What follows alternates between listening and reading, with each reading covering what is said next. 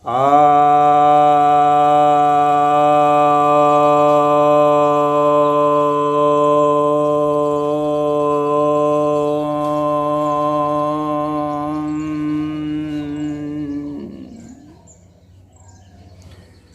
भक्तजनों को सप्रेम नमन। एक जिज्ञासा आई है कि धर्म बड़ा है कि राष्ट्र। इसकी चर्चा बहुत समय से चल रही है। जो राष्ट्रवादी लोग हैं ये बराबर दर्शाते रहते हैं, पूछते रहते हैं। टीवी चैनलों पर भी आप देखते होंगे, पूछते हैं कि बताओ राष्ट्र बड़ा है कि धर्म, किसे बड़ा मानते हो, पहले राष्ट्र कि पहले धर्म। तो इसका तो बहुत सारा सिंपल सा आंसर है।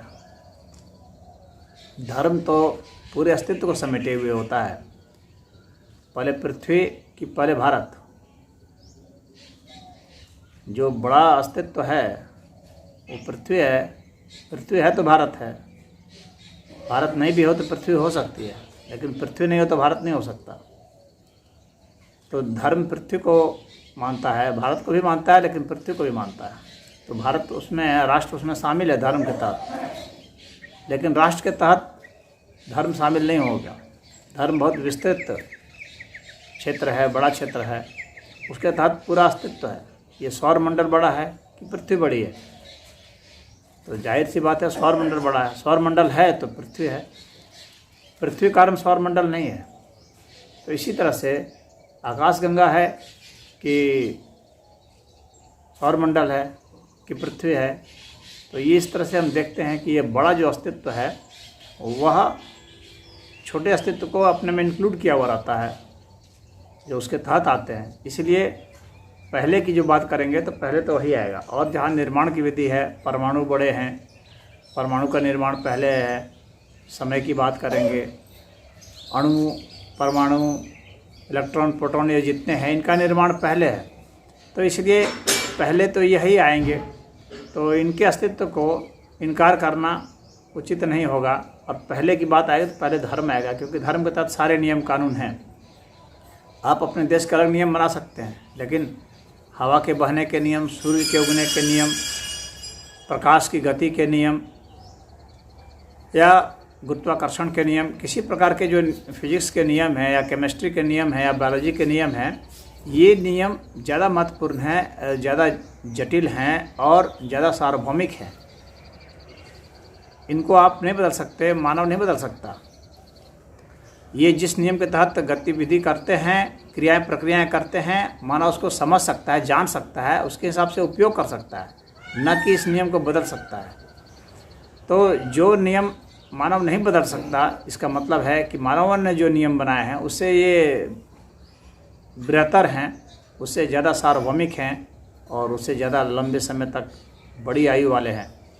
तो और ये सारे जो नियम हैं यही धर्म कहलाते हैं।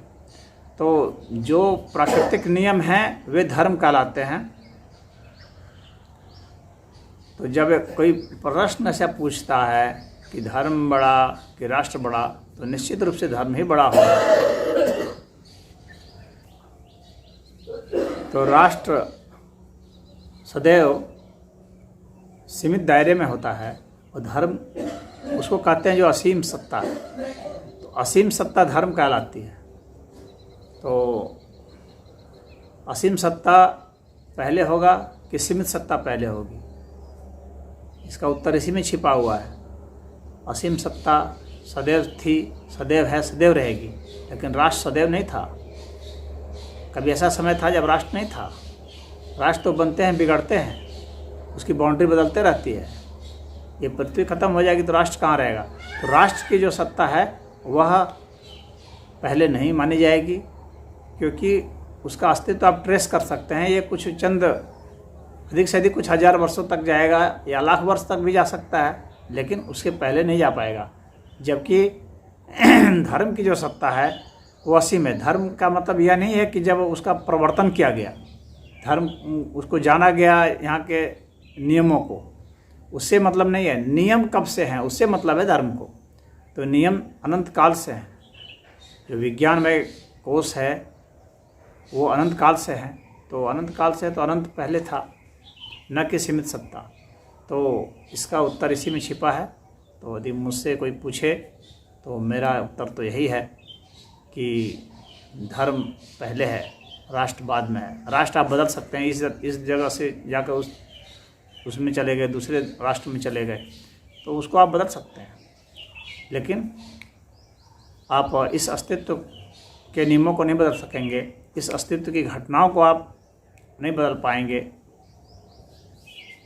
आप ऐसा नहीं होगा कि आप यहाँ से अगर अमेरिका चले गए तो हवा का नियम बदल जाएगा या हवा बदल जाएगी या कुछ होगा। हवा तो हवा रहेगी, रोशनी वहाँ रहेगी, पानी रहेगा ही, उसको आप नहीं बदल पाएंगे, तो उसका वह रहेगा ही। तो जो समग्र अस्तित्व है वह सदैव बड़ा है।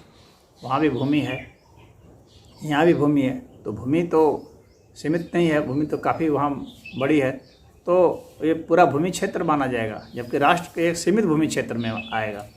तो इसलिए राष्ट्र सदैव जो है बाद में ही होगा और धर्म सदैव ही बड़ा ही रहेगा, क्योंकि उसका वो सभी को इंक्लूड किया हुआ है, अन्य प्राणियों को भी इंक्लूड किया हुआ है।